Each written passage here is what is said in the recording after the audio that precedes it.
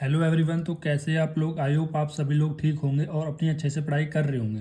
तो आज हम बात करने वाले हैं बीएमएस सेकंड प्रॉफ के अंदर चरक संहिता की। ठीक है। और चरक संहिता के अंदर हम सूत्र स्थान का 15 चैप्टर देखने वाले हैं और इसमें हम बात करने वाले उपकलमनियम अध्याय।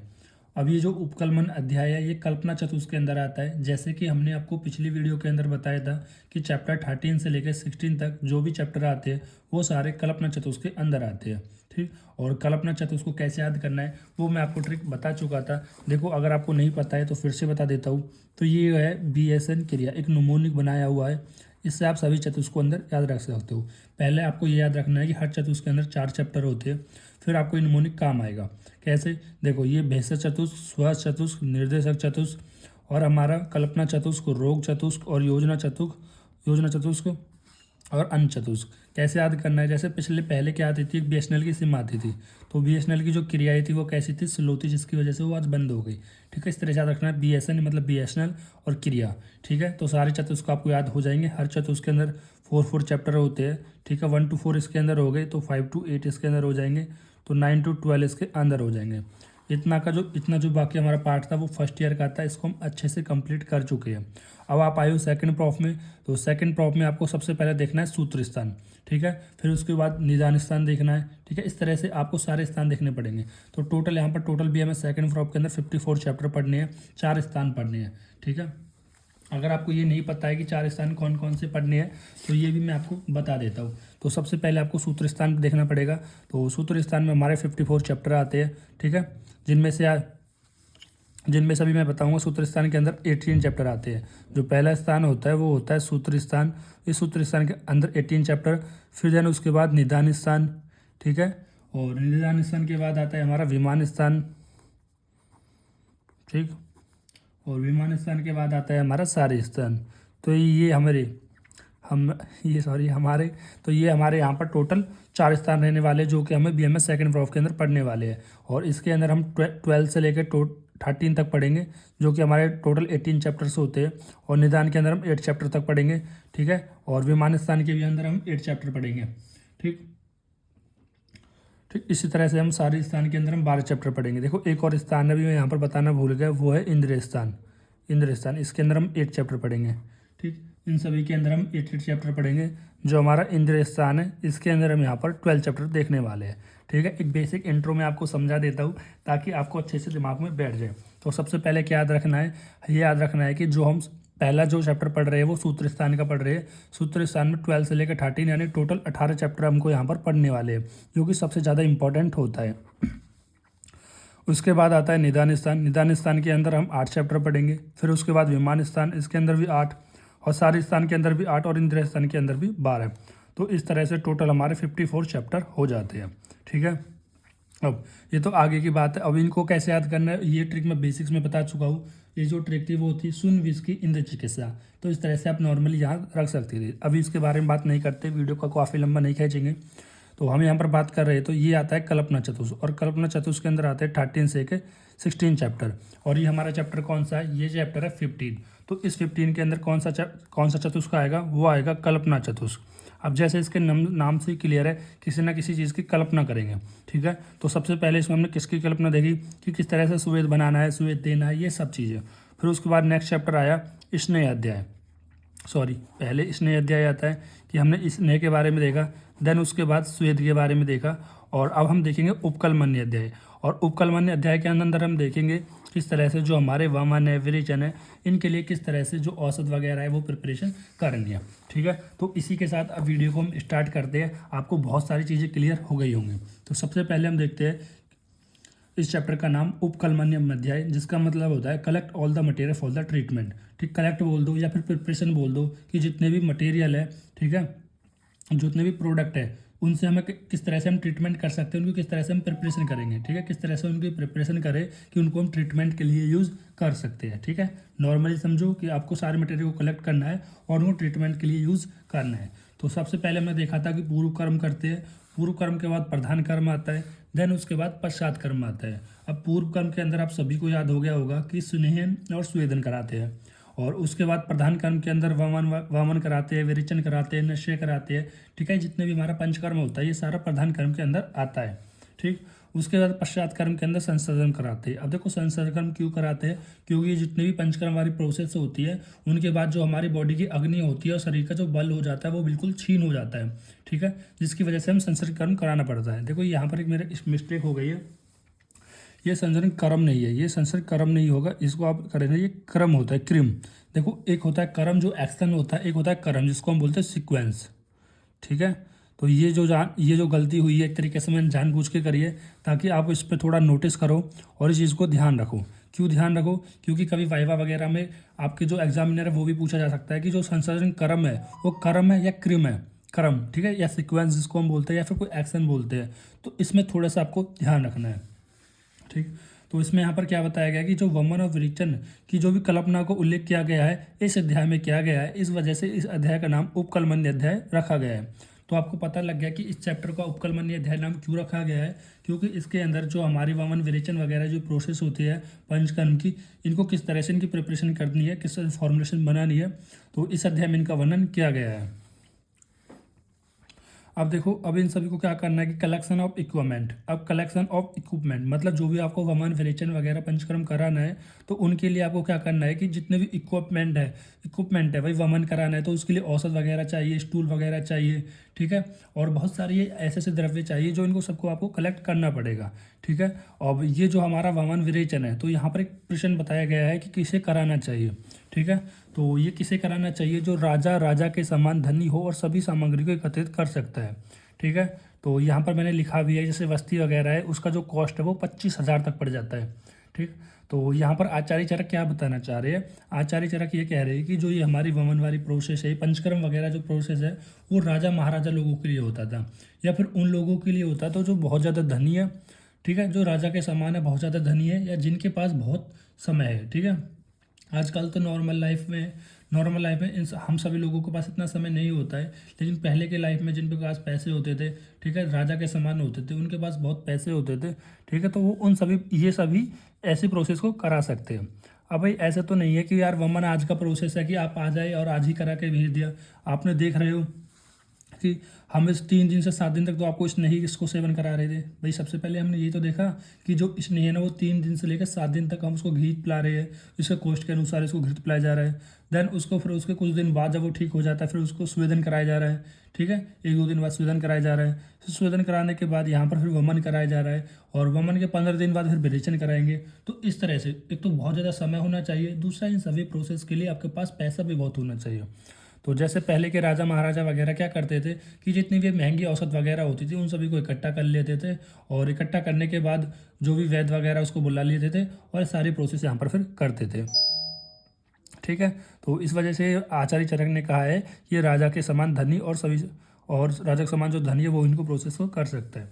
फिर उसके बाद बताया है कि संभार द्रव्य सामग्री की उपकल्पना या तैयारी, ठीक है, जो भी संभार द्रव्य है मतलब जिन जिन द्रव्य क्या सामग्री की आपको जरूरत पड़ेगी उनकी तैयारी कैसे करते हैं, मतलब तैयारी कैसे करने मतलब तैयारी करते हैं। तो अब जैसे यहाँ पर बताया कि कोई भी रोगी या कोई भी जो मनुष्य है जिसको वमन और विरेचन कराना है, ठीक है, तो औषध मिलाने के पूर्व सभी सामग्री को कल्पना कर रखे, ठीक। देखो अब वही वाली बात है कि आप एक डॉक्टर हो और आपके पास एक पेशेंट आता है, ठीक है, और आप उसका वमन और विरेचन कराना चाहते हो, तो ये बात तो मैं बार बार रिपीट नहीं करूँगा कि इसने स्नेहन कराओ स्वेदन कराओ, ये आप ऑलरेडी नो है कि जो भी आएगा कि पंचकर्म कराने से पहले स्नेह शोधन जरूर कराना है। तो आपके पास पेशेंट आता है उसको आप पंचकर्म कराओगे तो उसको सबसे पहले क्या कराना है, आपको उसको औषध पिलाओगे भाई। अगर आप वमन पिलाने की इच्छा है तो वमन कराओगे, और औषध विरेचन कराना है तो विरेचन कराओगे, वो आप देख के कराओगे कि क्या इसके लिए जरूरी है, ठीक है। औषध पिलाने के पूर्व सभी सामग्री कल्पना कर रखें। देखो जैसे कोई पेशेंट है उस पेशेंट को आप वमन औषध पिला रहे हो, विरेचन औषध पिला रहे हो। जैसे मैंने आपको पिछले चैप्टर के अंदर भी बताया था कि जैसे कि स्वेदन कराने के बाद अगर मुख में स्राव आता है, मुख में चिपचिपा सा आता है, तो जो जो जो हमारे दोष है वो हमारे अमाशय के अंदर आई है, ठीक है। और अगर पेट फूला हुआ रहता है तो वो अद्यमान है, तो वो जो दोष है वो उधर के अंदर आए तो वहाँ पर हम विरेचन कराएंगे। अगर मुख के अंदर आते हैं या अमाशय के अंदर आ रहे हैं तो वहाँ पर वमन कराते हैं, ठीक। और जिस भी अकॉर्डिंग आप वमन की औषध पिला रहे हो या विरेचन की औषध पिला रहे हो, आप कोई भी औषध पिला रहे हो तो उसका सम्यक योग भी हो सकता है और उपद्रव भी आ सकते हैं। भाई सीधी सी बात है, ऐसा तो होगा नहीं कि अगर आप इसको वमन या विरेचन करा रहे हो तो वो हमेशा सही हो, ठीक है। तो आचार्य चरक भी यही यहाँ पर यही बताना चाह रहे हैं कि उसका सम्यक योग भी हो सकता है और उसके उपद्रव भी आ सकते हैं। जैसे अगर आप कोई भी वमन या विरेचन औषधि पिलाते हो, अगर उसका सम्यक योग होगा तो वे ठीक रूप से आएंगे, सामग्री अन्य कर्म में काम आ जाती है। ठीक है, जैसे आपने यहाँ पर बहुत सारी सामग्री इकट्ठी की थी। अब ये कौन सी सामग्री इकट्ठा करी थी? आपने ये सामग्री इकट्ठा करी थी कि अगर मान लो कि वमन विरेचन से, अगर आप वमन विरेचन के उपद्रव होते हैं, ठीक है, किसी भी पेशेंट के अगर वमन विरेचन के उपद्रव होते हैं तो उनमें आप क्या कराएंगे, जो भी पहले आपने औषध एकत्रित करी थी, ठीक है, जो भी आपने सामग्री इकट्ठा करी थी, तो इनमें क्या कराना है, इनका हम उपयोग कर सकते हैं। ठीक है, एक बार मैं फिर से समझा देता हूँ इस चीज़ को, कुछ भी नहीं है। तो सबसे पहले उन्होंने बताया है कि आपको वमन विरेचन के लिए, ठीक है, वमन विरेचन की औषध पिलानी है और औषध पिलाने से पहले आपको कुछ सामग्री इकट्ठा करनी है। अब ये सामग्री क्या है? अब ये सामग्री ये है कि जो भी आप वमन कराओगे पेशेंट को या विरेचन कराओगे, तो इन वमन विरेचन से अगर कोई भी उपद्रव आते हैं, ठीक है, अगर कोई उपद्रव कैसे आएंगे सर? देखो, उपद्रव ऐसे आएंगे, या तो इनका अतियोग हो जाए या अयोग हो जाए, ठीक है, तो इनकी वजह से क्या आ जाएंगे, उपद्रव आ जाएंगे। तो उपद्रव आएंगे तो हम उस टाइम पे क्या करेंगे भाई? ऐसा तो है नहीं कि आप आराम से बाजार जाएंगे, मार्केट जाएंगे और मार्केट से जाके तब जाके उसको दवा लाएंगे, ठीक है। तो वो क्या करते हैं, पहले उन दवा को रख लेते हैं, ठीक है। अगर मान लो कि अतियोग अयोग होता है तो डायरेक्टली जो ये सामग्री यहाँ पर हमने इकट्ठा करी थी, पहले ही कलेक्ट करके रखी थी, तो इनको अतियोग में दे सकते हैं या अयोग में दे सकते हैं। और मान लो अगर हम सामग्री इकट्ठा नहीं करते और वमन विरेचन करा देते और उसके उपद्रव आ जाते, तो अब ऐसा थोड़ी है कि उसके उल्टी लग गई है, खून की उल्टी आ रही है, ठीक है, और आराम से आप जा रहे हो तो मार्केट से लेके आ रहे हो। बेशक मार्केट कितने भी पास सही, अगर एक कॉम्प्लेक्सन ज़्यादा होते हैं तो ये कहीं ना कहीं आपके फीटल हो सकते हैं, ठीक है। तो इस वजह से पहले ही कहा है कि पहले ही आपको वमन विरेचन से जो होने वाले उपद्रव है उनके लिए पहले ही सामग्री इकट्ठा कर ले, ठीक। अब ये अगर आप इसको मॉडर्न से रिलेट करना चाहो तो ऐसे रिलेट कर सकते हो, जैसे मान लो इमरजेंसी केस वगैरह होते हैं ना, कि किसी की जो हार्ट रेट है वो कम हो गई तो एड्रेनलिन के इंजेक्शन देना पड़ता है, ठीक है, लो बीपी हो गया है, तो ये सारे जो भी केस होते हैं, तो ऐसा तो नहीं है कि आप आराम से फार्मेसी पे जा रहे हो और आराम से ला रहे हो, ठीक है। अब यहाँ पर तो कुछ ही सेकंड का खेल होता है, तो वो क्या होगा, हमेशा आपके पास ही होने चाहिए सारे, ठीक है। जैसे ही आपको सिम्टम के अनुसार लगता है वैसे ही आप यहाँ पर इनको औषध दे देते हो। तो यहाँ पर भी पहले के अनुसार ऐसा ही बताया गया है, ठीक है। ठीक है, तो अब अच्छे से आपको दिख रहा होगा, तो एक बार फिर से बता देता हूँ। तो सबसे पहले क्या करना है, जो भी रोगी मनुष्य है उसको आप वमन कराना है, विरेचन कराना है, कोई भी कराना, वमन विरेचन जो भी आप करा रहे हो, तो उससे पहले ही आपको जो भी औषध पिला रहे हो उसके पूर्व, यहाँ पर लिखा हुआ भी है कि उसके पूर्व उसके पूर्व जितनी भी सामग्री है, जितनी भी हमारे इनके अतियोग अयोग होने की वजह से जो जो उपद्रव हो सकते हैं उनके लिए पहले ही मेडिसिन प्रिपेयर करके रखे, ठीक है। अगर सम्यक योग होता है तो कोई दिक्कत नहीं है, ये वेस्ट नहीं जाएंगी, ये कोई और अन्य कर्म में यूज हो जाएंगे। लेकिन अगर इनके वमन और विरेचन के उपद्रव होते हैं, तो अगर अयोग होता है, अतियोग होता है, तो ये सामग्री विभिन्न उपद्रवों की शांति करती है, ठीक है। और इनकी चिकित्सा हम कहाँ पर पढ़ेंगे, सिद्धि स्थान पे पढ़ेंगे। जो आपका सिद्धि स्थान है वो आपका थर्ड प्रॉफ का फाइनल सब्जेक्ट रहने वाला है, ठीक है। थर्ड प्रॉब्लम के इसको अंदर हमें सिद्धि स्थान को हम अच्छे से डिटेल में पढ़ेंगे, ठीक। तो उसके बाद आता है अग्निवेश की शंका। तो अग्निवेश क्या कहते हैं, देखो ये तो आप सभी को पता है कि जो हमारी चरक संहिता है वो आचार्य चरक ने पूरा उनको उपदेष्टा थे, मतलब सारा उनको बताने वाले कौन थे, मतलब उनको ज्ञान देने वाले कौन थे, आचार्य चरक थे। और उसको ज्ञान किसको दे रहे थे, वो अग्निवेश को दे रहे थे, ठीक है। तो अग्निवेश ने देने के बाद अग्निवेश ने क्या लिखी थी, अग्निवेश तंत्र लिखा था। और जो बात, देखो ये थोड़ा सा मैं बताने में थोड़ा कंफ्यूज हो गया, तो एक बार फिर से समझा देता हूँ इस चीज़ को। देखो मैंने आचार्य चरक बोल दिया। देखो सबसे पहले जो ज्ञान देने वाले थे वो थे पुनर्वैसे आत्रेय। तो पुनर्वैसे आत्रेय ने किसको ज्ञान दिया था, पूरा वो ज्ञान दिया था अग्निवेश को। ये जो भी आपकी चरक है ना आज, ये सारा अग्निवेश को ज्ञान दिया था। तो अग्निवेश ने अग्निवेश तंत्र लिखी, तो इसको रिडक्ट करके, इसको रिड्यूस करके, उसको कंपाइल मतलब थोड़ा सा रिड्यूस करके वो किसने लिख दिया था, चरक संहिता ने लिख दिया था, ठीक है। और इसको थोड़ा सा और मॉडिफिकेशन करके दृढ़बल ने लिख दिया था, लेकिन दृढ़बल की इतनी फेमस नहीं हुई जितनी आपकी चरक संहिता फेमस हो गई, ठीक है। तो अब यहाँ पर क्या आ रही है, तो ये भी जो हमारे अग्निवेश ने जो हमारा अग्नितंत्र लिखा था, या फिर एक तरीके से हम कह सकते हैं कि चरक संहिता ही लिखी थी, ठीक है। तो उसका जो ज्ञान था वो किसने लिखा, मतलब इसको ज्ञान किसने लिया, पुनर्वैसे आत्रेय ने लिया था। अब यहाँ पर जो पुनर्वैसे आत्रेय ये जो ज्ञान दे रहे हैं वो कौन है, पुनर्वैसे आत्रेय तो थे। भाई जो ये हम बता रहे थे आपको कि पहले ही वमन और विरेचन औसत के कोई उपद्रव हो तो उनके लिए पहले ही औसत प्रिपेयर कर लो। तो वो कौन बता रहे थे? पुनः आत्रेय बता रहे थे। किसको बता रहे थे? अग्निवेश को। तो अग्निवेश उनसे प्रश्न पूछते हैं, ठीक है। अग्निवेश उनसे प्रश्न पूछते हैं कि हे भगवान, ठीक है, अपने गुरु को भगवान कहते हैं, हे भगवान कि आप पहले ही ऐसा करके चलो ना कि कोई उपद्रव भी ना आए, ठीक है। मतलब वो ये कह रहे एक तरीके से कि आप 100% रहो कि पेशेंट ठीक होकर ही जाएगा, उसमें कोई उपद्रव आएंगे ही नहीं, ठीक है। तो अग्निवेश की क्या शंका है कि प्रारंभ से ही ज्ञानी वैद्य कि ऐसा प्रयोग या औषध कराना चाहिए कि जिसका निश्चित फल अवश्य मिले और कोई उपद्रव भी ना हो, ठीक है। तो अग्निवेश किससे कह रही है? अग्निवेश आत्रेय जिनसे कह रही है कि हमें शुरुआत से ही ऐसा कोई भी जो वैद्य है वो ऐसा करके चलेगा ना कि उसको इतनी सारी मेडिसिन इकट्ठा करने की जरूरत ही ना पड़े। फिर भगवान आत्रेय की शंका का समाधान। तो भगवान आत्रेय क्या कहते हैं? तो भगवान आत्रेय अग्निवेश की शंका का समाधान करते हैं। कैसे करते हैं वो देखिए आप। हे अग्निवेश, हम या हमारे सदृश ज्ञानी वैद्य इस तरह का कार्य कर सकते हैं कि औषध के प्रयोग करने पर औषध का फल निश्चित रूप में सफल हो। आजकल ऐसा कोई नहीं है जो ऐसा कर दे, ठीक है। जो उपदेश मैं कर रहा हूँ उसी उपदेश को सुनकर ठीक ठीक समझने का साहस कर सके और उसका प्रयोग ठीक ठीक रूप से कर सके। तो यहाँ पर क्या कह रहे हैं? तो भगवान आत्रेय कह रहे हैं कि जिस तरह का हमारी जो बुद्धि है, भाई भाई पहले के लोग थे, पहले के जो ऋषि वगैरह थे, उनकी जो बुद्धि थी वो बहुत ज़्यादा थी आज के टाइम पे, हमारे टाइम से बहुत ज़्यादा थी उनकी बुद्धि। तो उनका जो ज्ञान था वो बिल्कुल परफेक्ट था। तो कह रहे हैं कि जो आने वाले आगे की, एक तरीके से वो आगे के बारे में बता रहे हैं कि जो आगे का है, जो आगे के जो वैद्य बनेंगे उनकी बुद्धि उतनी नहीं है, ठीक है। जो जैसा हम बता रहे हैं वैसा उनको वो फॉलो कर सके।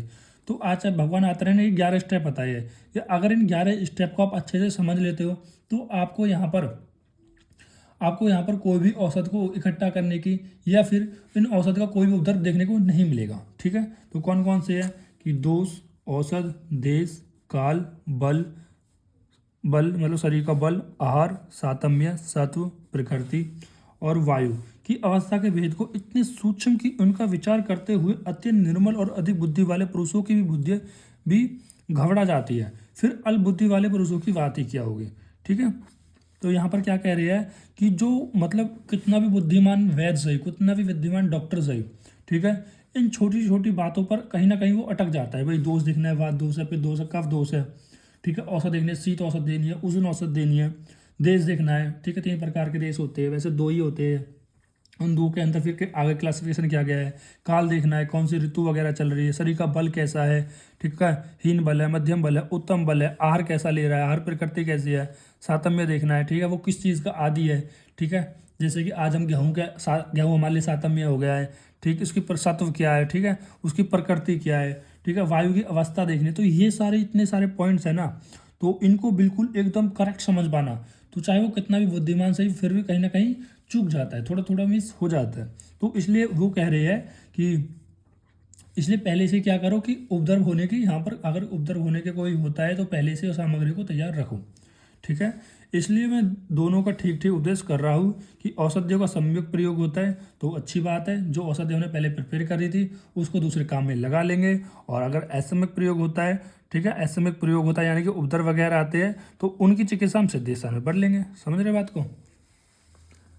तो अब एक बार मैं इसको थोड़ा कंक्लूड कर देता हूँ, आपको थोड़ा रायता ना फैले। तो सिंपल सा बात ये है, तो आपको इतना समझना है कि इस उपकलमंदी अध्याय में तो सबसे पहले जो हमारे पुनर्वैसे आत्रेय है वो बताते हैं कि पहले ही आप औषध को तैयार करके रखो, ठीक है। फिर उस औषध को पिला दो, और कोई भी औषध पिला सकते हो, मतलब वमन की भी औषध हो सकती है, वो विरेचन की भी औषध हो सकती है। और जब भी आप वमन और विरेचन की औषध पिला रहे हो तो उसके पूर्व आपको एक सामग्री इकट्ठा करनी है। वो सामग्री क्या है? वो सामग्री है कि उस वमन और विरेचन की औषध से कोई भी आपको उपद्रव ना हो, ठीक है। अगर उपद्रव होते हैं तो उनमें हम यहाँ पर उनका प्रयोग करा सकते हैं, ठीक है, इनकी से उनकी चिकित्सा कर सकते हैं, ठीक। तो उस पर फिर यहाँ पर अग्निवेश ने एक प्रश्न पूछा कि उपद्रव आने ही क्यों है, ठीक है, मतलब उपद्रव आए ना हम ऐसा ऐसा ट्रीटमेंट करें। तो भगवान आत्रेय कहते हैं तो ऐसा तो पॉसिबल नहीं है, क्योंकि जो मैं 11 फैक्टर बता रहा हूँ इन सभी को हर कोई व्यक्ति अच्छे से नहीं समझ सकता है, हर कोई डॉक्टर अच्छे से नहीं समझ सकता है। तो उसके लिए मैं आपको यहाँ पर दोनों बातें बता रहा हूँ। अगर सम्यक योग होता है औषधियों का वमन विरेचन का तो बढ़िया बात है, और वमन विरेचन की औषधि का सम्यक प्रयोग नहीं होता है यानी उनका उपद्रव वगैरह आता है तो उनकी चिकित्सा भी मैं आगे जाके सिद्ध स्थान के अंदर बताऊंगा, ठीक है। तो ये इतना आपको ध्यान रखना है बस। फिर एक टॉपिक आता है आतुरल्य, जिसको हॉस्पिटल भी कहते हैं, हॉस्पिटल समृद्ध विस्तृत वर्ण। ठीक, तो ये वास्तु विद्या का कुशल है, वास्तु विद्या का कुशल इंजीनियर। देखो अब यहाँ पर क्या है भाई, एक तरीके से उन्होंने बताया है कि जो भी आप हॉस्पिटल वगैरह बनाओगे, वैसे तो एक बात मैं स्पेशल आपको बता दूं कि आचार्य चरक ने कोई भी आतुरल्य हॉस्पिटल करके कोई भी जिक्र नहीं किया है, लेकिन वो जिस तरह से बता रहे थे तो हमने यहाँ पर माना है कि हमने क्या, जिसने भी ये बुक लिखी है, क्योंकि उन्होंने कैसे बुक लिखी थी आचार्य चरक ने, वो बुक लिखी थी श्लोक की फॉर्म में। ठीक है, तो अब जो भी राइटर है तो उन्होंने एक तरीके से मान लिया है कि जैसे कि इसके जो ब्रह्मानंद त्रिपाठी है चरक संहिता के, ठीक है, बहुत सारे आचार्यों ने लिखी है अपनी अपनी भाषा में, तो हम यहाँ पर ये मान के चलते हैं कि ये हॉस्पिटल की बात करी थी। आपको इसमें ज़्यादा दिमाग नहीं लगाना है, बस इतना समझना है कि आतुरल्य हॉस्पिटल संबंधित विस्तृत वर्ण है। ठीक है, मतलब आचार्य चरक यहाँ पर हॉस्पिटल के बारे में बता रही है कि जब भी आपको कोई हॉस्पिटल बनवाना हो तो वास्तु विद्या का कुशल हो। ठीक है, जैसे आप भी अपने घर को बनवाते हैं तो इंजीनियर वगैरह से, आर्किटेक्चर से पहले अपने घर का जो भी है फोटो है, डिज़ाइन है, वो सारा बनवा लेते हो। ठीक है, इमेज वगैरह। ठीक, उसके बाद संशोधन कार्य के लिए आपको एक उत्तम घर चाहिए। संशोधन कार्य मतलब वही है, पंचकर्म कराना है तो उसके लिए आपको एक उत्तम घर चाहिए। ठीक है, और जो कैसा थोड़ा मजबूत हो। ठीक है, एक अच्छा हॉस्पिटल वगैरह हो जिसमें बढ़िया मजबूत हो, सब चीज़ें, ये सारे आप सब चाहते हो। आप भी अपने लाइफ टाइम में कभी भी एक हॉस्पिटल बनाना चाहोगे तो आप भी यही चाहोगे। ठीक है, तो यही सारी बातें देखो बहुत सिंपल सी है। जैसे पहले बताई गई, चौड़ा हो, रोगी चल फिर सके, हवा आने का झरोका हो। ठीक है, और धूल धूप झाल ना जा सके। ठीक है, मतलब ऐसा ना हो कि इसमें धूल वगैरह आ रही है बाहर से। ठीक, और फिर ओखल वगैरह हो, मूसल वगैरह हो। ठीक है, अगर कोई दवाई वगैरह कूटनी है तो उसके लिए। और पानी से भरा हुआ टब होना चाहिए कि स्वेदन वगैरह हम करा सकते हैं, या फिर कोई पेशेंट नहा वगैरह सकता है। ठीक है, आपने देखे नहीं होंगे पेशेंट कई कई दिन तक हॉस्पिटल में रहते हैं, तो ये सब चीज़ें। तो स्नान गृह नहाने के लिए गृह होना चाहिए, भोजन के लिए। अब ऐसा नहीं है कि पेशेंट आपके हॉस्पिटल में है 2-3 दिन से वो कुछ खा ही नहीं रहा है, बाहर से मंगाना पड़ रहा है, तो ये सारी व्यवस्था आपको करना पड़ती है। अगर आप कभी गवर्नमेंट हॉस्पिटल में गए होगे या प्राइवेट में भी गए होगे तो सब देखने को मिलता है। वर्च स्थान मतलब मलगृह। मलगृह का मतलब ये नहीं है कि वहाँ पर मल आप इकट्ठा करोगे, मतलब वहाँ पर जो वॉशरूम वगैरह है, ठीक है, वो सब होना चाहिए। सारी कॉमन सेंस की बातें हैं। ठीक है, मन के प्रतिकूल शब्द, स्पर्श, रूप, रस, गंध का ना प्राप्त हो सके। ठीक है, तो यहाँ पर बताया जा रहा है कि अब ऐसे मन के ऐसी ना यहाँ पर बदबू आ रही हो कि अगर आपके कोई हॉस्पिटल में आता है और वहाँ से ऐसे दवाइयों की बहुत बुरी बदबू आ रही है, या पेशेंट कोई सड़ा हुआ है उसके आ रही है, तो ऐसा नहीं होना चाहिए। ठीक है, इसमें जितने भी है स्प्रे वगैरह है या जो भी है वो सारा यहाँ पर आप बिल्कुल ऐसे करके रखिए ताकि मन लगे कि अगर कोई आपके हॉस्पिटल में आ रहा है तो देखिए कि सफाई है। अगर आप किसी हॉस्पिटल में गए होगे तो ये सब चीज़ नोटिस करना कि आपको वहाँ पर बहुत सफाई मिलती है। ठीक है, बिल्कुल जो फर्श है वो चमक रही है अलग ही। ठीक है, जो बेड है मोस्टली प्राइवेट हॉस्पिटल में आप देखने को ही मिलेगा, गवर्नमेंट वालों को तो खैर क्या ही कह सकते हैं। ठीक, और उसके बाद है आतुरल्य में कर्मचारी, मतलब जो भी हॉस्पिटल है उसमें कर्मचारी होने चाहिए कि कोई पोछा मारने वाली है, कोई झाड़ू मारने वाली है। ठीक है, कोई नर्स वगैरह है, कोई सिक्योरिटी गार्डन। ठीक है, इस तरह से औसत पीसने के लिए सिलवट्टा होना चाहिए। ठीक है, तो स्नेहन सुविधन ऐसे सिलवट को हम ऐसे समझ सकते हैं जो आपका खरल यंत्र है। ठीक है, वो तो स्नेहन सुविधन के लिए योग्य। ठीक है, स्नेहन सुविधन के लिए योग्य सामग्री होनी चाहिए। ठीक है, तो भाई जब भी आप स्नेहन सुविधन करा रहे हो, अब स्नेहन सुविधन कैसे कराओगे, तो मैंने जो इस सुविधन की कितनी सारी प्रोसेस बताई, 13 प्रकार के सुविधन बताई है। तो आजकल मॉडर्न टेक्निक से भी सुविधन होता है, वो सारे होना चाहिए। और जो भी आप घृत पिला रहे हो, तेल पिला रहे हो, वसा पिला रहे हो, मजा पिला रहे हो, तो वो सब अवेलेबल होना चाहिए। और उसके बाद बताया गया है कि वमन विरेचन के उपद्रव दूर करने के लिए, अगर वमन विरेचन के कोई उपद्रव आते हैं तो उनको दूर करने के लिए औषध संग्रह कराना चाहिए। ठीक है, जो मैंने आपको पहले भी बताया था कि अगर वमन विरेचन पिलाने से कोई भी अगर उपद्रव आता है तो उनके लिए औषध इकट्ठी होनी चाहिए। रोगी के आराम के लिए जो भी सामग्रियाँ उचित प्रतीत होती है उन सभी का उस घर में संग्रह कराना उचित है। ठीक है, और चिकित्सा के चतुष्पाद होना चाहिए, वैद्य भी होना चाहिए, औषधि भी होना चाहिए, और रोगी भी होना चाहिए, परिचारक भी होना चाहिए। तो ये सभी चीज़ यहाँ पर होनी चाहिए। तो इतना ही डिटेल काफ़ी है। और अगर आप और भी ज़्यादा डिटेल में पढ़ने चाहते हो तो अच्छे से अपना चरक संहिता को पढ़ना है, तो वहाँ पर उसमें और भी काफ़ी चीज़ें मिल जाएंगी, लेकिन इतना ही काफ़ी होगा। अगर आप 5 नंबर में क्वेश्चन आता है तो इसको आप आसानी से लिख सकते हो। ठीक है।